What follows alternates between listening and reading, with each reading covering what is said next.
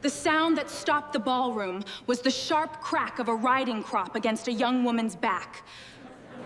The evening was arranged to celebrate billionaire real estate mogul Daniel Hastings and his fiancée, Victoria Lane.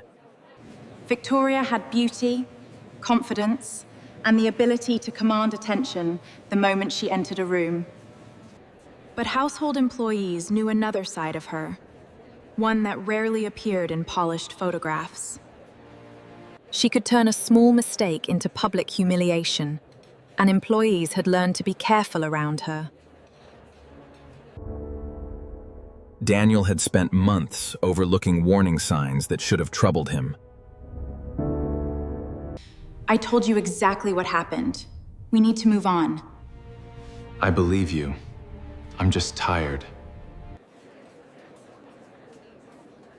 Amara Johnson had worked for the Hastings household for 8 months. She was a nursing student, picking up weekend service shifts while trying to keep up with classes. The money mattered because her younger brother had a heart condition and surgery scheduled for the following month. Amara had learned how to move through wealthy rooms without becoming part of them. Keep the tray steady.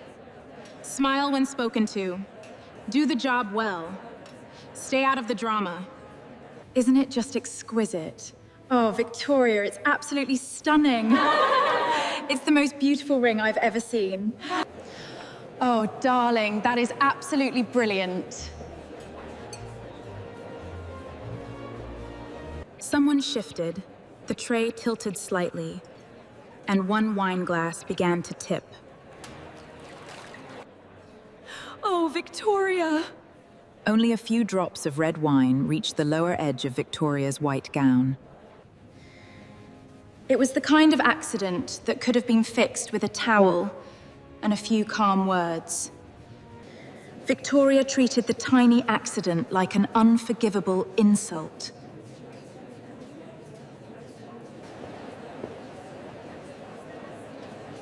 Do you have any idea what this dress cost? I'm sorry, ma'am. Let me clean it. I didn't mean... That won't be necessary. But I said that won't be necessary. Just leave it. Victoria did not allow her to finish.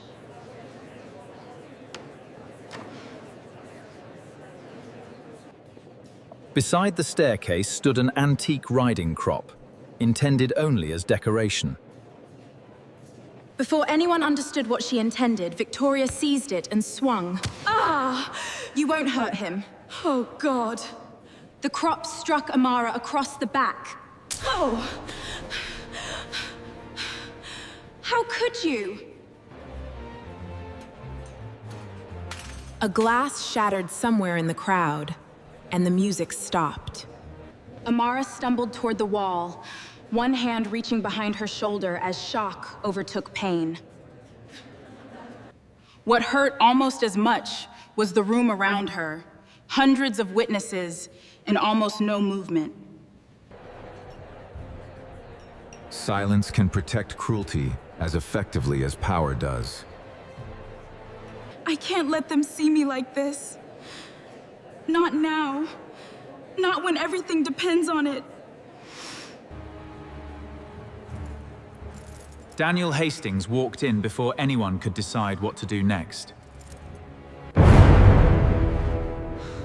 Don't take another step. Release her.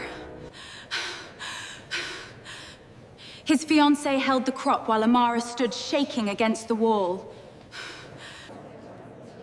Victoria, what did you just do?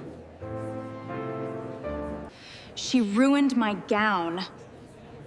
Daniel, she needs to learn some respect. She's an employee. She is not property. Some guests lowered their eyes. Others reached for their phones, not to help, but to record. Daniel crossed the ballroom and knelt beside Amara. Her uniform had shifted at the shoulder. revealing a red welt already forming across her back. Are you okay?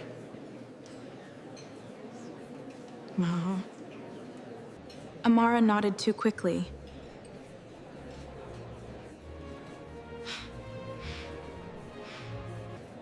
She was terrified that admitting the truth might cost the income her family depended on.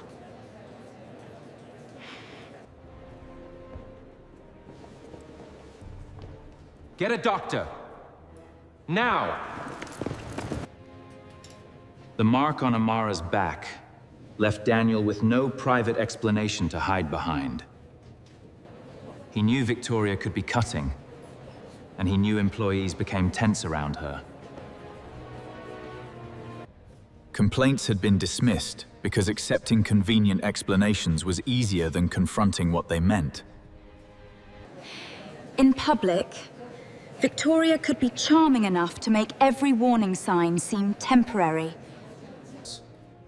Now there was an injury, a weapon, and a ballroom full of witnesses. For Amara, the danger still felt painfully practical. Wealthy people could settle a scandal among themselves and leave the employee carrying the consequences. Tuition was due, her brother's surgery was approaching, and losing this job could mean losing something essential. That was why she kept trying to appear stronger than she felt. Daniel, are you seriously doing this over the help?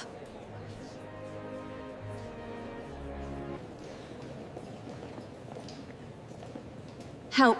Help. Help change the atmosphere in the room. Say that again. Again. She's staff. Staff are here to serve, not embarrass us in front of everyone. Now, the issue was no longer a stained dress. It was how Victoria saw people. Before Daniel could answer, Eleanor Hastings rose from the front row. Before Daniel could answer, Eleanor Hastings rose from the front row.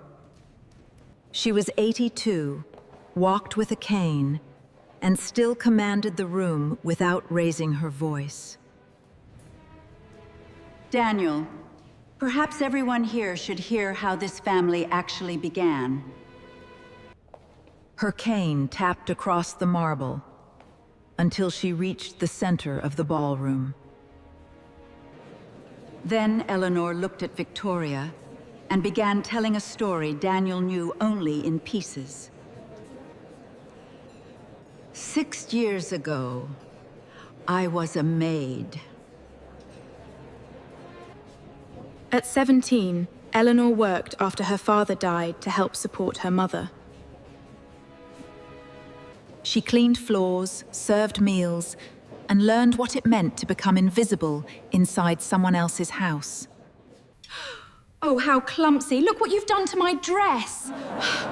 I am so terribly sorry, ma'am. Please forgive me. The woman struck her.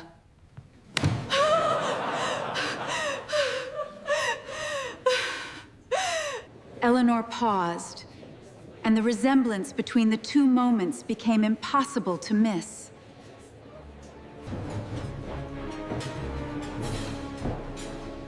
But one person in that house had seen what happened. Instead of accepting the cruelty as normal, he intervened. He later helped Eleanor continue her education. You are my future, Eleanor. And you, Daniel, are mine. Always. That man became Daniel's grandfather. Eleanor was not telling the story to romanticize what had happened to her. What stayed with her was the shame of being young, dependent on a paycheck, and treated as though one mistake erased her dignity. Daniel's grandfather had changed her life first by refusing to let cruelty remain convenient. Yes. The first act had not been romance.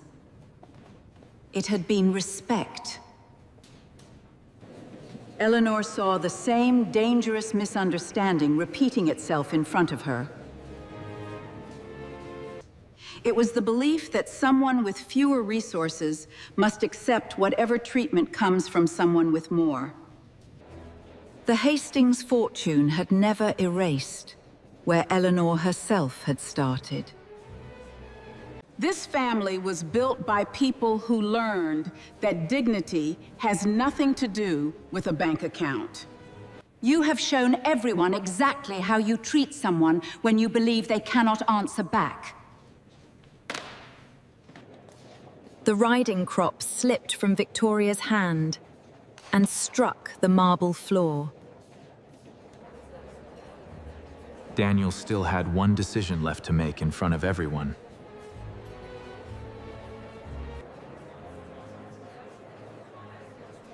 Daniel stepped beside his grandmother and Amara. He did not stand beside the woman he had planned to marry. I think we're done. The engagement is over. For the first time that evening, Victoria had no immediate reply. Her world depended on appearances, and now those appearances were collapsing in front of the people who mattered to her. For Amara, the hardest question was still practical. What happened tomorrow? Ending the engagement was only the first consequence of what had happened that night. We need to get you checked out, Amara. No, I'm fine, really. Just sit down for a moment. Let us make sure you're okay. The injury was painful, but it was not life-threatening. In the quiet side room, away from the crowd, the emotional damage was harder to measure. You were right. I messed up. I'm sorry. This should never have happened in my home. You didn't, Athai. You didn't hit me. No. But I planned a future with someone who could do that without hesitation. I know. I ignored things I should have paid attention to.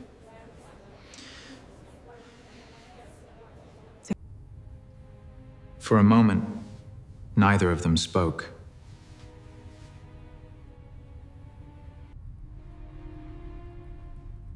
For a moment, neither of them spoke.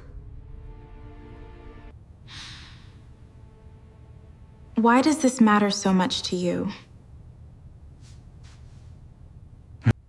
I'm just staff. No, you're not. You're not just anything. My grandmother once stood where you're standing now. Someone finally chose not to look away. I won't, Daniel. I promise.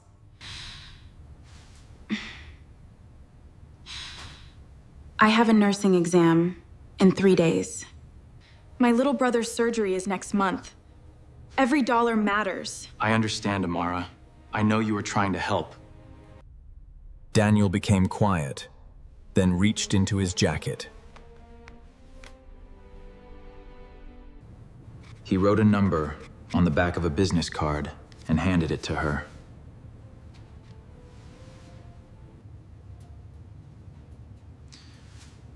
Call the family foundation tomorrow. Your brother's surgery will be covered.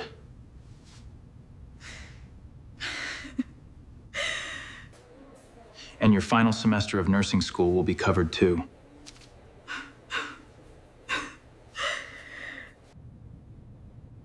I can't take that. I can't take that.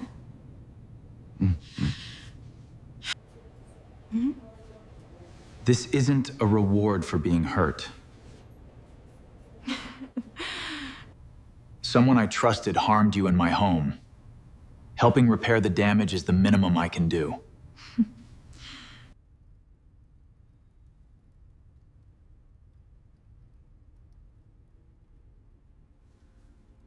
Hours earlier, she feared a spilled drink would cost her job. Now her family's crisis had suddenly changed shape. The first videos showed the strike. Others showed Daniel confronting Victoria. And for those of you who still doubt, remember that true strength lies not in power, but in compassion. Millions watched a wealthy woman attack a worker and then heard an elderly matriarch explain that she had once been a maid. Millions watched a wealthy woman attack a worker. Now, I'm revealing I was once a maid. Victoria's family began distancing itself publicly, and business partners became cautious. Amara sat in her small apartment, scrolling through thousands of messages. Some praised her restraint. Others shared their own stories of being mistreated at work. Are you okay? No, I don't think I am. I don't know. I don't. It's gonna be okay. Yesterday, I was afraid I'd lose my job. What is it, honey? What's going on? Today, strangers are calling me brave. The attention did not feel like victory. It felt heavy. Then her phone buzzed with a message from Daniel. How are you feeling today? No pressure to respond. I just wanted to check in. Amara sent back a simple thank you.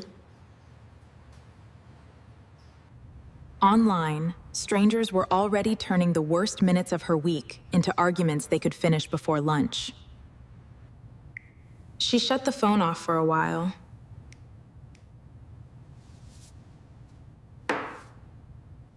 The things that mattered were smaller and more immediate.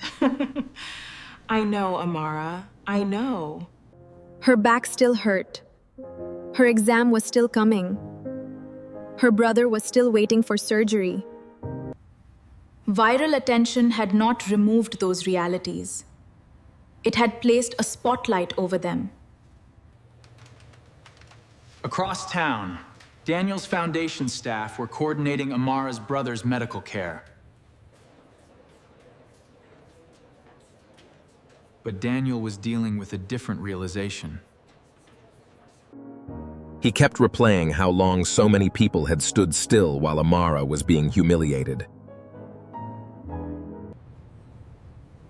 He had lived in rooms where status could make bad behavior seem ordinary.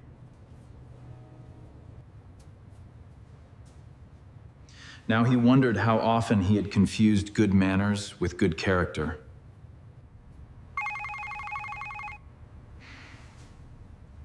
I think I finally understand what you meant. About what, dear?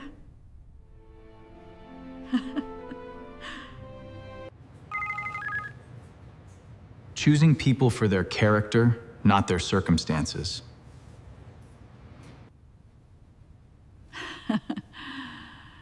Took you long enough. The engagement was over, but the larger question was whether Daniel would change the world that had made Victoria's behavior so easy to overlook. 3 days after the party, Victoria sat in her lawyer's office, surrounded by headlines she could no longer control. This is unbelievable. We need to formulate a response immediately. I want a statement. Say she provoked me, and the videos lack context. There are multiple recordings. I don't think denying what happened will help. I know. I need my reputation back. That evening, Victoria released a statement claiming Amara had provoked her. Within hours, new footage showed the moments before the strike in painful clarity. I am so sorry. It was a complete accident, I swear. I don't care what you say. Look at what you've done to my dress. I'll fix it. The denial backfired, and the backlash became even stronger. Meanwhile, Amara received an unexpected request from a local news producer asking for an interview. Her instinct was to refuse. She did not want to become a symbol or relive the worst night of her life for cameras.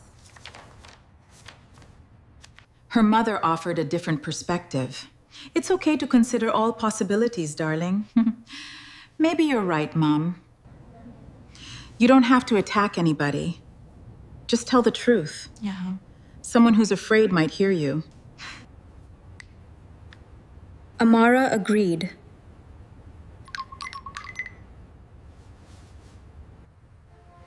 She prepared for the interview the same way she prepared for nursing exams. Carefully. She refused to let a dramatic retelling replace what had actually happened. She refused to let a dramatic retelling replace what had actually happened. The people she wanted to reach were workers who understood what needing a paycheck could make someone endure. The strike lasted a moment. The vulnerability surrounding it had existed much longer. She would not pretend she had become fearless. She would speak while admitting fear had been there all along. The interview changed the public conversation again. Thank you for having me. It's time we talk openly. She did not rant about Victoria, and she did not pretend the experience had made her fearless.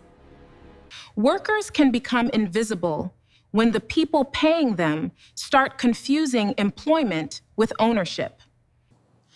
I was already in nursing school before any of this happened. My younger brother has a heart condition. His surgery is what I was working toward. What surprised me wasn't that someone was cruel. It was that people finally decided cruelty should have consequences. People who had first seen a victim began seeing a young woman with a purpose beyond the scandal. That shift would matter when the cameras eventually disappeared.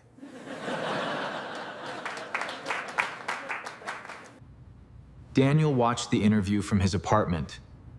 He looked impressed. You told the truth without becoming consumed by anger. That takes strength. Your grandmother taught me something.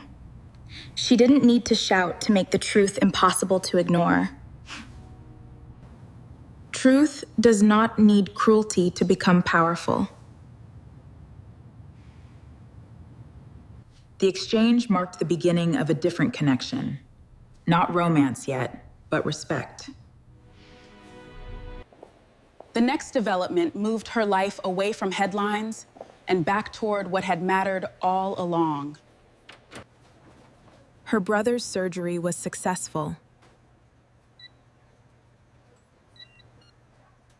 For the first time since the party, the biggest news in Amara's life had nothing to do with Victoria. You're awake. I was so worried. I'm here. It's okay. I'm just happy you're all right. The color returning to his face meant more than every headline, message, and viral video combined. After weeks of holding herself together, Amara finally allowed herself to cry. Oh, Amara. Mom, I was so worried. Outside the room, the public was still discussing the scandal. Inside it, none of that mattered. You're here. You're alive. Thank God. I told you I'd be okay. Then Daniel appeared at the hospital without cameras, reporters, or an announcement. You came. Eh? Of course. And you brought him. I wanted to. How is he? He's resting now. The doctors say he'll be all right. Better than we expected. Thank God. Thank you for everything. I still don't know how to repay you. There's nothing to repay, Amara. Mama.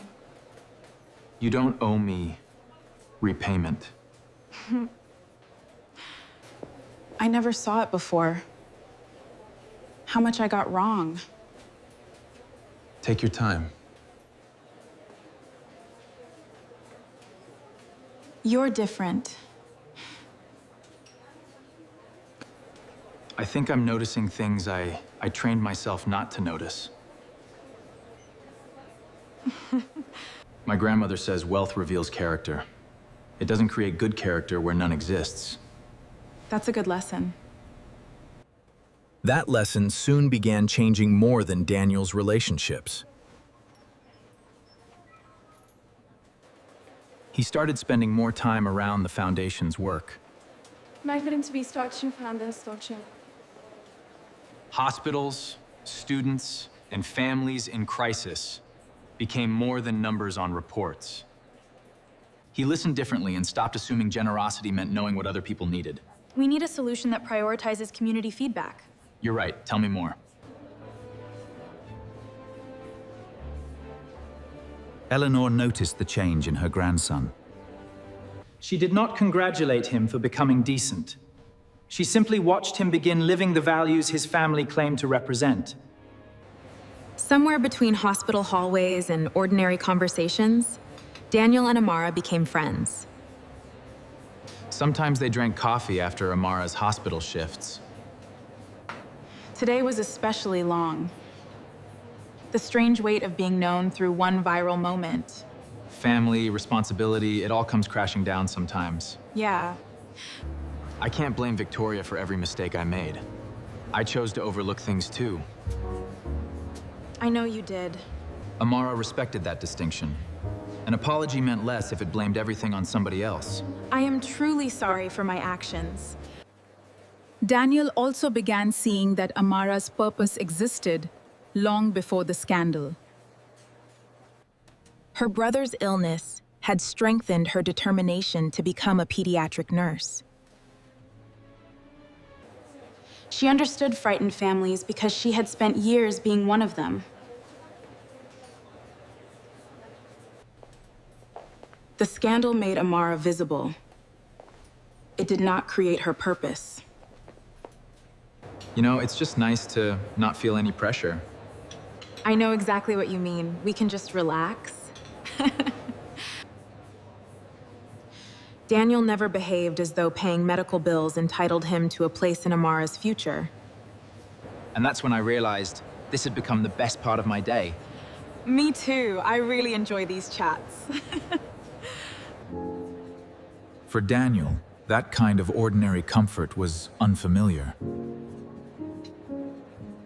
His life with Victoria had revolved around appearances, invitations, photographs, and who belonged in which room. With Amara, one quiet cup of coffee could matter more than an entire ballroom. You were right, Amara. This is exactly what I needed. While their lives moved forward, Victoria discovered a consequence she had never expected.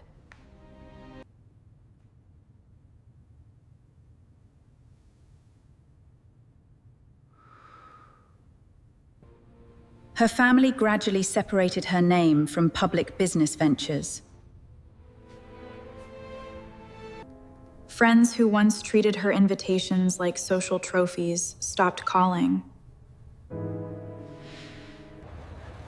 Eventually, she left the city, where the headlines and whispers followed her. There was no spectacular final collapse. The world simply moved on. Daniel created a scholarship fund for working students facing circumstances similar to Amara's. It was not named after the scandal, and it was not built as a monument to Daniel. The point was to make sure the lesson became useful after public attention faded.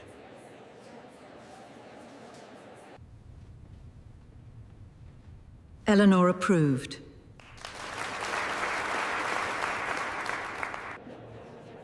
One of the evening's guests had once entered this same house carrying a serving tray. She had completed her nursing exams with top marks and begun working in pediatric cardiology. The achievement belonged to Amara.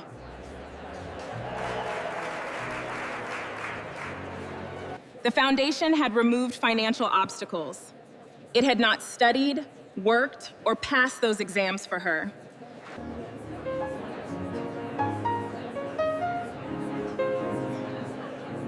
You look nervous. I have to speak. Your grandmother asked me. I know. You can do it. A short time later, Amara stood where everyone could see her again. This time, because she had chosen to. 6 months ago, I was working at a party in this house, trying to make it through one more shift. A woman who didn't know me stood up when almost everyone else was uncertain what to do. And someone who could have protected his comfort chose to protect a person he barely knew. The worst thing that happened to me is not the thing I want to be remembered for. I want to remember what came afterward. People spoke, people listened, and people chose not to look away. One person can refuse to laugh. One witness can refuse to look away. Someone with influence can decide to use it. What happens after cruelty can matter longer than the cruelty itself.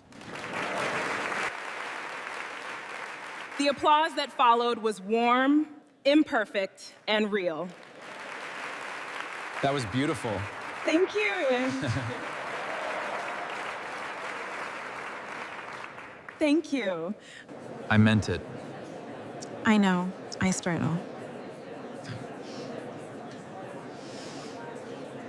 Across the room, Eleanor watched them and remembered another frightened young woman from 60 years earlier. A year later, Daniel brought Amara to a small community garden near the hospital. Amara, I love you more than words can say. Will you marry me? Yes, oh my God, yes, Daniel. In Daniel's hand was Eleanor's old engagement ring. Hi. Amara, will you marry me? Yes, oh my God, yes. You never owed me anything, Amara. I meant that from the beginning. Oh, Daniel, I love you. But if you'll let me, I'd like to spend my life earning the right to stand beside you. Yes.